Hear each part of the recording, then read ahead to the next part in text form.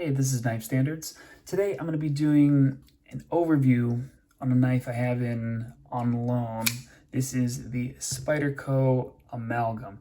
Very weird knife, and we'll get into all of that in just a second. There are some awesome things about this knife and some just serious deal breakers. So we'll go ahead and talk about all of that. But first, please follow me at Knife Standards. You can follow me on Instagram, and don't forget to like this video and subscribe to my channel for a lot more knife content and weekly knife reviews.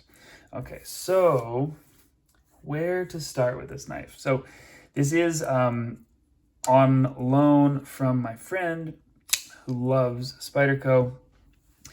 I don't know how long he's had this knife, but you can see the signature zip ties we have on there.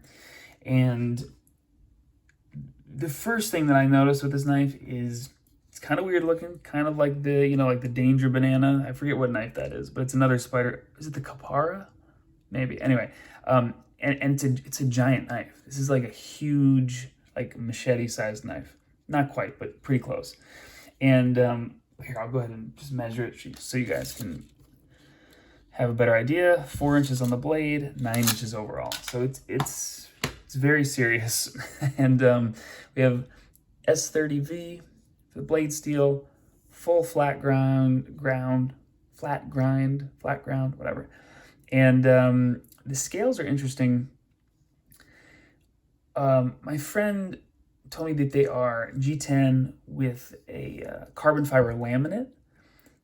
And it almost looks like they did this carbon fiber like milling into the G10. I mean, they did like a carbon fiber like weave pattern into the G10. That's what I would have thought, but he says a laminate, so maybe they kind of glued that onto the G10. Anyway, I actually really like the feel of the scales. They're comfortable, not sharp. All of the edges are rounded. There's a ton of grip, but it's not like that terrible, grippy G10. It feels smooth, a little bit of grip, a little bit of give. It's just a little bit soft, which I like, and feels great in my hand. There are a couple really great things about this knife. Number one being how smooth and rounded out these edges are, and kind of how it sits in my hand, how it fits my hand. The ergos are good. One of the things that I do not enjoy is kind of where my thumb lands, and my thumb happens to land not on the jimping, which is a little bit too far for my thumb to reach, but it happens to land right on the compression lock. And for me, that just doesn't feel good.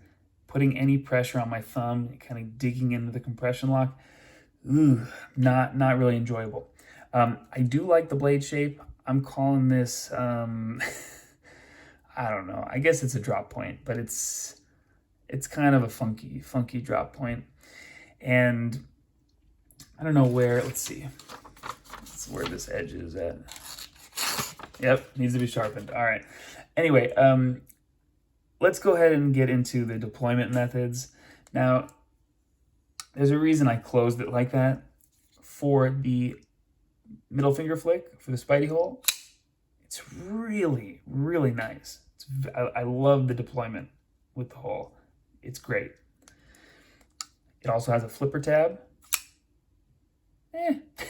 It's a little bit weak on the flipper tab. Can I fail it? Yeah, for sure. I mean, the detent is not really there. Although it does feel so nice with the hole. Yeah, but all right. But if I want to flip it with the flipper tab, you can do it. You just have to have a really deliberate pull, a deliberate flip. Now here's the deal breaker. All right, ready? So I flip it, great. Now as I go to close, I don't know if you guys can see, there you go.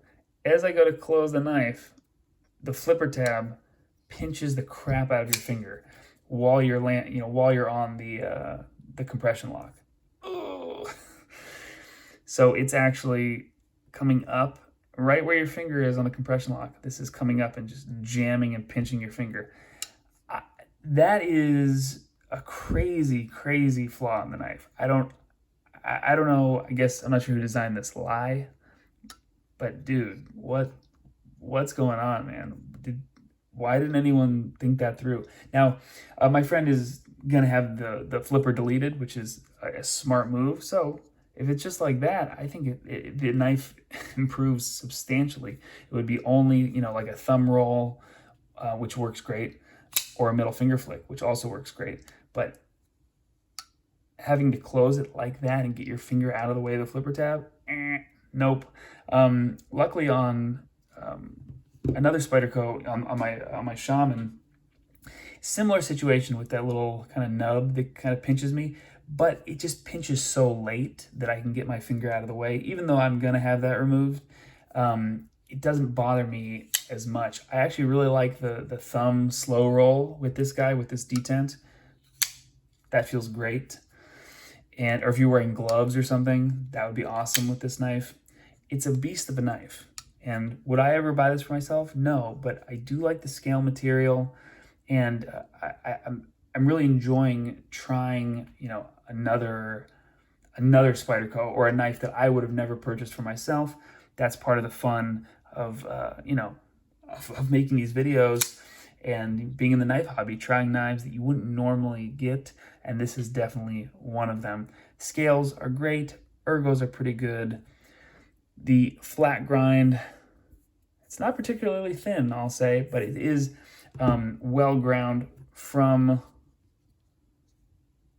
Taichung, Taiwan Spyderco factory, which in my experience, they actually end up making the higher, you know, the better, higher quality, better QC'd Spyderco stuff, as opposed to the USA made stuff, which is kind of crazy.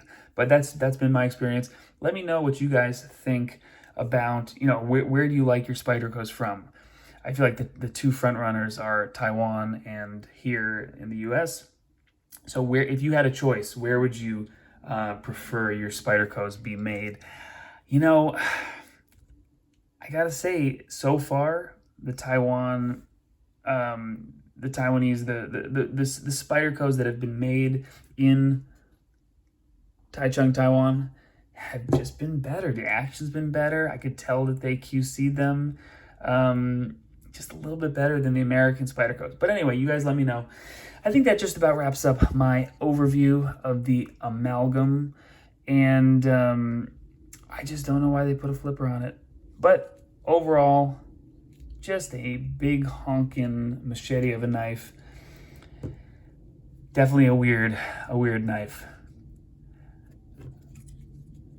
Yeah, I don't know. I don't think I'm gonna end up carrying this, but I do have a couple cool announcements and another Spyderco on my table.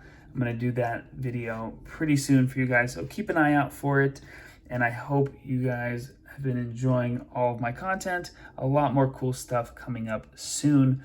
Thanks for watching. This has been Knife Standards. I will catch you later.